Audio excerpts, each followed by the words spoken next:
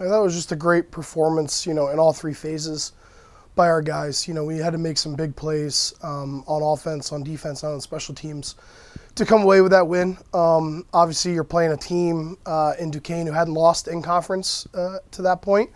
And, they had a lot to play for in that game. It was, a chance for them to secure the conference, solo title.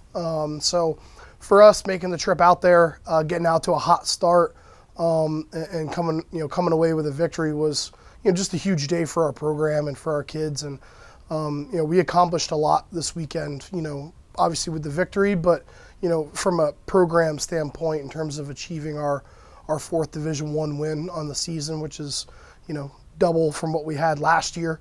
And obviously bringing us to 500 in the league now with a chance going into this weekend to finish with an above 500 record in conference. Yeah, such an awesome, moment, opportunity for us to honor our seniors. There's 29 guys, 25 of them that are in their fourth year and 4 guys that came back for their fifth year.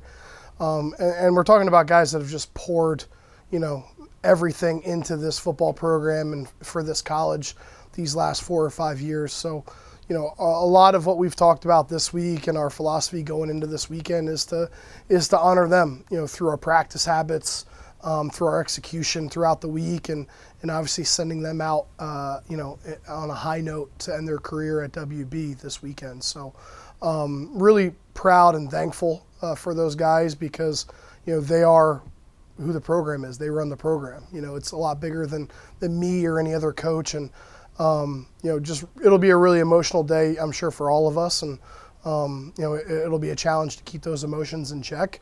And obviously we'll have time to reminisce afterwards. We'll stay focused, kind of on the task at hand, but really excited to honor those guys and have their families all present for Saturday. Yeah, it's kind of a whirlwind, right? I mean, the very first play of the game, they fumble the exchange in the backfield, and we recover it, which was huge. We come away with a touchdown there after getting held to a field goal on our first drive, so now we're up 10-0. And then the very next play, I mean, it's a teach tape defensive play. We have Justin Waters and Mike Lakovich do a great job building the wall. Matt Beakey really dominates, the center and puts him on the ground. Jordan Irvine comes in and perfect profile tackles the running back, and Matt Beakey punches the ball out. And Justin Waters, without skipping a beat, scoop and score, and we score a touchdown. So it was just a great defensive rep. I mean, that's one that we'll carry with us, for years to come. There's just so many guys performing at a really high level on that one snap. So, I mean, obviously the big thing for us was we didn't turn the ball over once. We had 4 turnovers that we created on defense, 1 that we returned for a touchdown. We had a couple other opportunities. We dropped some other interceptions, and so it could have been a much bigger day for us defensively, but, to hold that offense and that team to 7 points in the second half was huge. It bought time for us to make the plays that we had to on special teams and on offense to win the football game. So really love just the passion that the guys played with, especially how they came out of the gates and started the game. Yeah. I mean, I think the thing we talked about going into the week was, whatever your role is, right? Whether you're a guy that plays 1 snap or 80 snaps for us, you got to dominate your role, right? You have to do a great job within your role. If you're a guy that we're going to put in one-on-ones, you got to win your one-on-one matchup, right? And I think when you watch that 2-minute drill, we did just that, right? Like Noah Canty has one of the biggest catches of his career in that 2-minute drill. He gets a one-on-one. Asher throws a great ball. Noah goes up and makes a dude catch, kind of falling back shoulder, high point in the ball. And then obviously, a couple really good runs on that drive as well. Tom Camella had a really big run on a power on that drive. And then, the touchdown, obviously Chris is going to get a lot of credit for that because obviously he scored the touchdown. And it was an awesome job by him just running away, getting up the sideline and winning with speed. But the people that deserve a lot of credit on that play are the 2 tight ends. Cody Ruff blocked 2 guys on 1 play.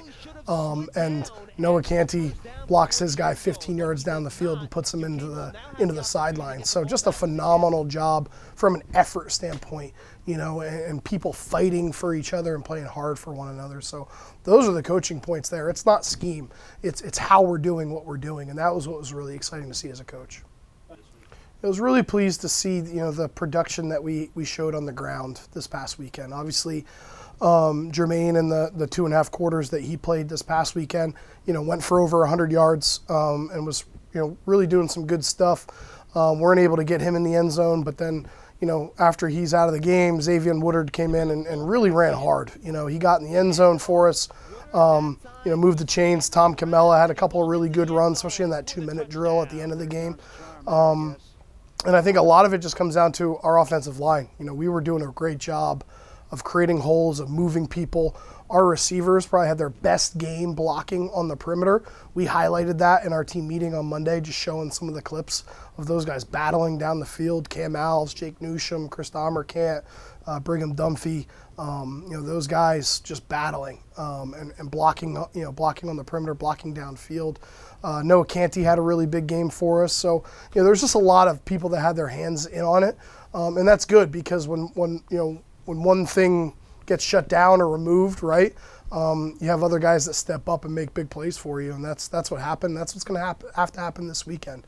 It's going to be a full team effort, all hands on deck. LAU is a very talented football team. They've got a really talented roster. They've won 3 games in a row. They've got a winning record in conference already secured. They've played some tough out-of-conference opponents, especially earlier in the year. The big thing with them is, they've played pretty good defense. They'll challenge you on the perimeter. They've been kind of working a revolving door at quarterback. Luca Stanziani, who played last year for them, got hurt after week 2. I believe he's back. He played a little bit this past weekend. But you're seeing a lot more kind of like option-style football, different ways to run the football from them offensively. Their tight end is one of, if not the best in the league. He's a really, really talented player, and they find a lot of different ways to get him the football. So, we had a tough one against them last year. They got up to a big lead down at their place, and we battled back and had a chance to tie the game at the end of the game. Unfortunately, came away with a loss, but I think it'll be another really hard-fought football game like every other game in this league has been. Every game has been close. Every game comes down to 4, 5, or 6 plays, so we've got to make those plays to win this game this weekend.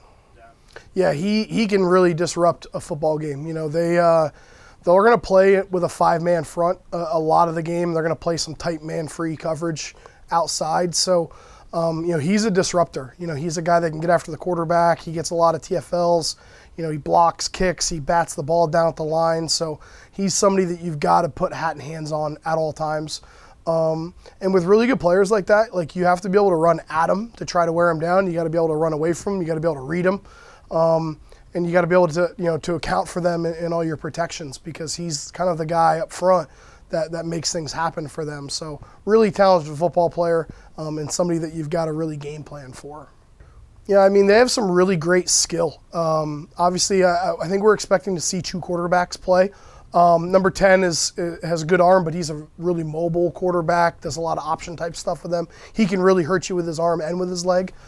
And then obviously, when Stanziani is in, he's somebody that he hurt us with his arm last year. He did a really good job as a freshman for them. He can throw the ball down the field. He's very accurate, runs their offense really well. So we'll probably end up seeing both of them. They've got some great skill. Like I said, they've got a couple tight ends that they'll play. Number 0, number 1 are really talented football players. On the perimeter, they've got some speed at the receiver position. Number 2 and number 3 are really talented football players, dynamic football players. And then they get 2 tailbacks that they'll use that are both, they run hard. We saw them both last year. And I think the big thing for us is, we have to play assignment football against their offense, because they're going to run some option stuff that will really challenge your discipline. And we got to make plays in space. We have to stay on top of some of the gadgets, because they'll dial 1 or 2 up a game. So any trick plays, we got to make sure that we're disciplined for, and hopefully creating turnovers like we did last week. I think that, the biggest thing for us this weekend, obviously, like we talked about, it's an awesome opportunity to honor our seniors. I want our guys to honor the seniors through their style of play, right? I want them to go out and play hard, play fast, play physical, be the more disciplined team, be the smarter team, and be the grittier team. So if we do that every week, good things will happen for us like we saw last week. So I'm excited to see us go out there and do that again. And we have a lot to play for, right? We have a chance to finish 500 and finish with a winning record in conference, and that's what our sights are set on right now. Yeah, I think you use the off season as a lot of time to to self-reflect and to reflect on where you've come as a program. I think by a lot of people's measurements, we're probably exceeding expectations in our first 2 years. I think the thing that I've learned is that we've kind of set a bar for ourselves here at Stonehill, and especially with the football program, where there isn't a sense of satisfaction until we end up with a ring on our fingers, right? We know that this is something that we can do, that we're working towards doing. We're not there yet, but we still have a lot to achieve and a lot that we have achieved. So, we'll spend time, looking back on the journey, I guess more so in the off season. I think right now our focus is solely set on the task at hand because that's what we have in front of us.